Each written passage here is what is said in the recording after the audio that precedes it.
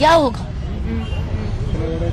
मुझे हर टाइम जब मेरी एक माँ ने आशीर्वाद दिया, मुझे अपनी मम्मी याद आ गई कि अगर मेरी मम्मी यहाँ होती तो ऐसे ही होता। और एक नहीं, यहाँ हंड्रेड्स ने मुझे आशीर्वाद दिया।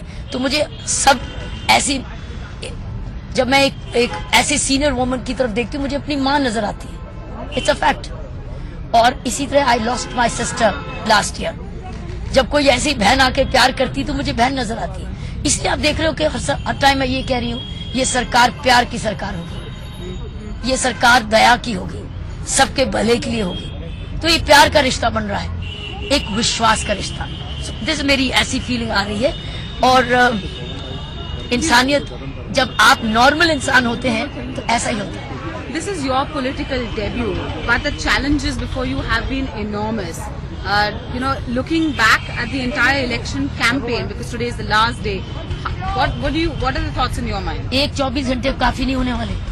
अब ये 24 घंटे का काम नहीं है, हर दिन को 2400 घंटे काम करना पड़ेगा। ये दिल्ली सिर्फ ल्यूटियंस दिल्ली नहीं है, ये दिल्ली एक्चुअली झुग्गी झोंपड़ियों की है, कमाल की है, अनऑथराइज कॉलोनीज की है। नई दिल्ली तो बहुत छोटी है, नई दिल्ली और छोटी सी साउथ दिल्ली तो बड़ी छोटी है।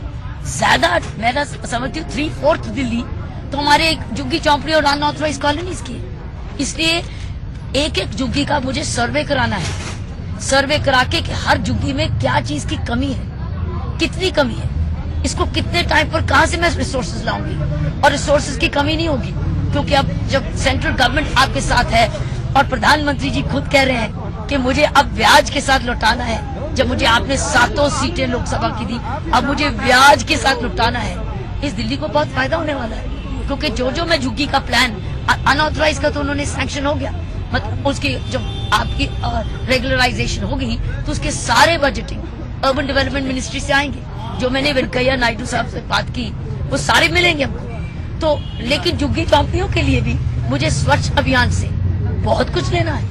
तो इसलिए एक एक झुग्गी के क्लस्टर को मैं ऑडिट कराऊंगी कि इस ऑडिट में इस हर झुग्गी की क्या क्या कमी है, कितनी कमी है, कितने रेजिडेंट है, साक्षरता, स्वच्छता, स्किल्स डेवलपमेंट, जो भी इसकी जरूरत है, वोकेशनल ट्रेनिंग खासकर, ताकि ये जल्दी कमाऊ बने और कमा के अपनी जिंदगी को बेटर करें। Has the bitterness of this election campaign affected you? मेरे में कोई बिटरनेस नहीं है। No, there has been bitterness in the campaign. मेरी नेचर में मुझे इम्पैक्ट नहीं करती।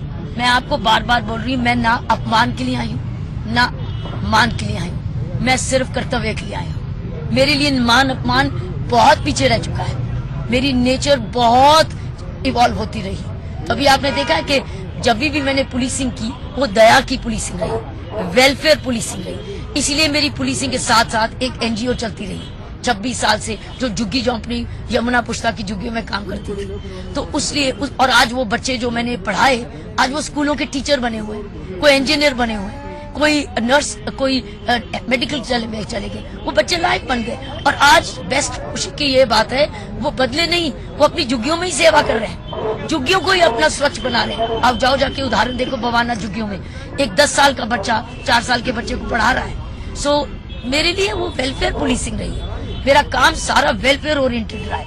और जब मुझे 94 में भी दोबारा मैग्सेसे अवार्ड मिला, वो सारा अर्पित हो गया प्रिजनर्स के बच्चों को पढ़ाने में।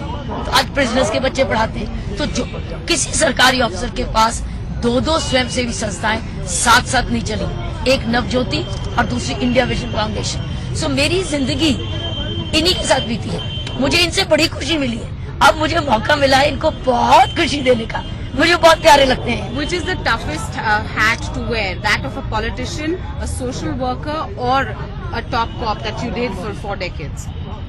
कुछ टफ नहीं है, क्योंकि जब मैंने फैसला किया कि मैं राजनीति में आऊंगी, मैंने अपने आप से पूछा कि 24 घंटे में करती क्या हूँ। मैं यही तो करती हूँ, मुझे सिर्फ इसकी स्केल बढ़ानी है। तो स्केल है ना, तो अगर मेरे पास कैपेसिटी है, स्टेमिना है, मैं स्केल बढ़ाऊंगी। तो मेरे लिए अप्रोच डिफरेंट है। मैं आफ्टर 6 घंटे सोती हूँ, अच्छा कोई बात नहीं, 4 घंटे सो लूंगी। लेकिन फर्क सिर्फ ये है कि 2 घंटे कम सोने से अगर मैं अपने देश की और अपनी दिल्ली को दे सकूं, जो मुझे दिल्ली ने बहुत दिया है। मैं दिल्ली को 14 साल की उम्र से जानती हूँ। 14 साल की उम्र से जब मैं अमृतसर से आती थी यहाँ टेनिस के मैचेस खेलने, तब से मेरे मन में आशा थी कि मुझे दिल्ली बड़ी प्यारी लगती है, मुझे दिल्ली में काम करना है। और देखिए भगवान की दया से पहली पोस्टिंग मेरी दिल्ली में हुई। और कौन सी दिल्ली में हुई? जो मुझे दिल्ली बड़ी प्यारी लगती है, बगीचों वाली दिल्ली। मुझे ये झुग्गियों के साथ साथ बगीचे बनाने हैं, मुझे बच्चों को स्कूल भेजना है, स्पोर्ट्स खिलानी है। जो मुझे मिला है अब मैं इन बच्चों को दूंगी।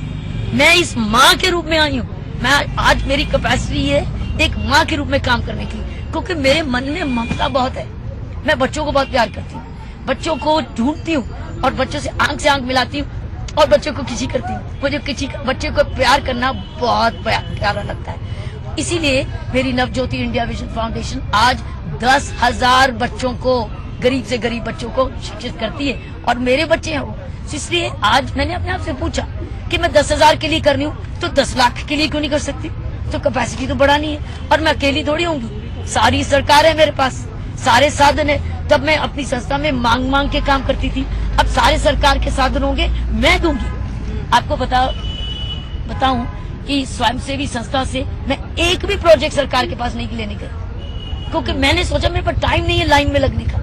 अब मेरे साथ कोई लाइन में नहीं लगेगा, जिसको जरूरत है उसको पूर्ण मिलेगी, लाइन नहीं लगेगी। अप्लाई करो, अगर आप कैपेबल हो, विश्वसनीय हो, ईमानदार हो, लोगों के साथ वाकई में बीच में काम करने वाले हो, एक एक पैसा का हिसाब देने वाले हो, तो मैं हूं ना आपके लिए। तो मेरे पास देखिए, ये कुदरत की नियत से मैं आई हूँ, ये कुदरत को लाई है मुझे, मैं ऐसे नहीं आई हूँ। ये कुदरत का बहुत खेल है, क्योंकि इसमें कोई स्वार्थ नहीं है मेरा, क्योंकि मैं संतुष्ट जीवन बिता रही थी। ईश्वर का सब दिया हुआ है, सब दिया हुआ था और जरूरत किसी चीज की नहीं थी, लेकिन एक आत्मा ने आवाज दी कि अब समय है दिल्ली को और ऊंचा ले जाने के लिए। जिसने तुम्हें सब कुछ दिया, जिसको तुम बहुत प्यार करती हो, तो तुम जाओ, उतरो और जाओ सेवा करो। What has been the toughest part of the campaign? कोई टफनेस नहीं मेरे लिए, मेरे लिए कोई And what would you say to your opponents? उनको जी कुछ नहीं कहना, वो अपना काम कर रहे हैं, मैं अपना काम कर रही हूँ। मैं किसी लिए बुरा नहीं चाहती, मैं किसी के लिए बुरा इच्छा नहीं करती, मैं सबका भला करती हूँ, लेकिन हमको सबको कर्मों का फल लेना है, ये कुदरत का नियम है। ये कर्म है जो मुझे ये करा रहा है, और ये कुदरत का नियम है जो मुझे करा रहा है, क्योंकि आज 40 साल का जो मैंने काम किया वो मेरे सामने आ रहा है। कभी ऑटो ड्राइवर आ रहा है, कभी झुग्गी वाला आ रहा है, कोई रिक्शा वाला आ रहा है, कोई और गरीब आ रहा है, कोई रिटायर्ड पुलिसमैन आ रहा है। मैडम आप ना होती तो हम यहाँ नहीं होते, मैडम आप ना होती। मैं कहती हूँ कमाल हो गई है, कब बनता है आपका भूतकाल वर्तमान, क्या जाने भगवान। अगर मैंने बुरा किया होता तो एक एक आके मुझे पत्थर मारता, अरे तुम आ गई हो, तुमने तुम्हारे लिए नुकसान किया था। एक भी व्यक्ति नहीं उठ के आया। ऑटो ड्राइवर कहता है आपने तो हमें इनाम दिए, हमें आपने सुविधा दी मैडम। मैंने कहा तुम बोलो अपनी नई जनरेशन को कि कोई कहता है ये पटरी वाले हटा देगी, मैंने तो पटरियां लगवाई। जब समाज सुधार हुआ, वो कहता है मैंने अपराध छोड़ना है, कच्ची शराब बेचनी बंद करनी है, तो मैं कहती अच्छा रेडी लगा ले, रोटी कमा, बच्चों को पढ़ा, मैं तुझे नहीं हटाऊंगी, काम कर, लेकिन शर्त ये तेरी हाजिरी जरूर लूंगी कि तू रेडी लेके फिर काम तो नहीं करेगा। सो आज वो मेरा भूतकाल सामने आ गया। मैं समझती हूँ बड़ा सबक है जिंदगी का, कि पता नहीं आपको भूतकाल वर्तमान कब बन जाए। अपना हर कर्म अच्छी तरह करो, पता नहीं।